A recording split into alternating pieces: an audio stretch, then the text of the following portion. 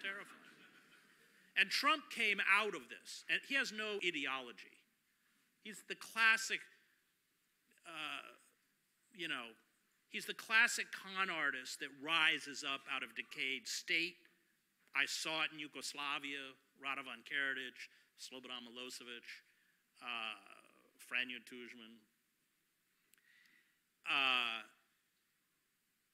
And of course, that ideological void is now being rapidly filled by the Christian fascist ideology. Noam Chomsky says, probably correctly, we may get rid of Trump, but Pence is worse. And the drive to put Kavanaugh on the Supreme Court came from the Christian right. I mean, Susan Collins, sitting around pretending she doesn't know that this guy is going to reverse Roe v. Wade, is really hypocritical. I mean, they put millions of, the Christian right made it very clear to the Republican Party this guy had to get on for that reason.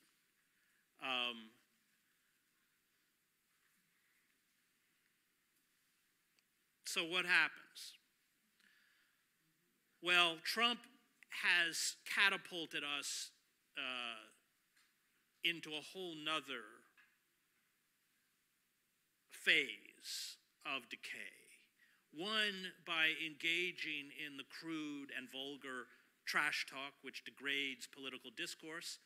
Look, you saw it replicated in the Kavanaugh hearings, both by Grassley and Kavanaugh himself.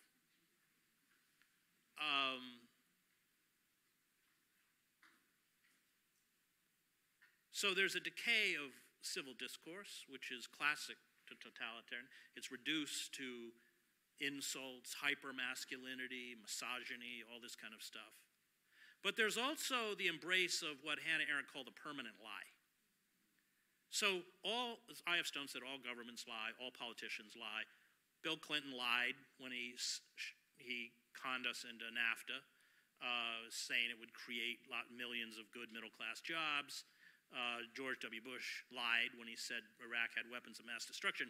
But they don't still, George Bush still doesn't tell us their weapons. Clinton doesn't now say that it created lots of millions of good middle-class jobs. The permanent lie is impervious to reality. And that's what Trump, that comes out of the Christian right, and that's Trump. So you can have photographs of Barack Obama's inauguration crowd and Trump's inauguration crowd, and it doesn't matter, his is bigger. And Hannah Arendt in The Origins of Totalitarianism writes that the embrace of the permanent lie, which is always a feature of totalitarian states, creates a kind of collective schizophrenia, because you see reality or verifiable fact in front of you, and yet it's denied, it's denied, it's denied, it's denied. So what I fear is that our economic system is not sustainable. And I have lived through economic meltdowns. I covered in the 20 years I was a foreign correspondent disintegrating societies. I know what the warning signs look like. And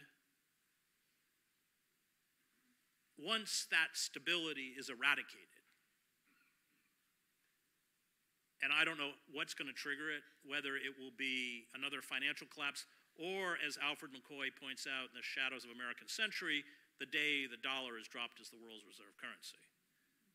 You know, if you read the New York Times stories closely, because they say, but the dollar is the world's reserve currency. But I'm going to stay that way. McCoy said by 2030 it's finished. And at that moment, everything implodes.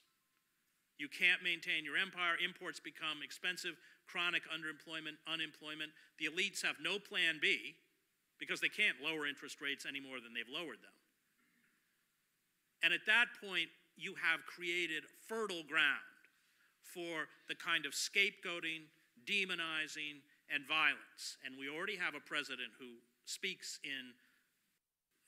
incites violence rhetorically. You've created fertile ground for the rise of an American fascism. And our only response now is sustained mass acts of civil disobedience. That's it.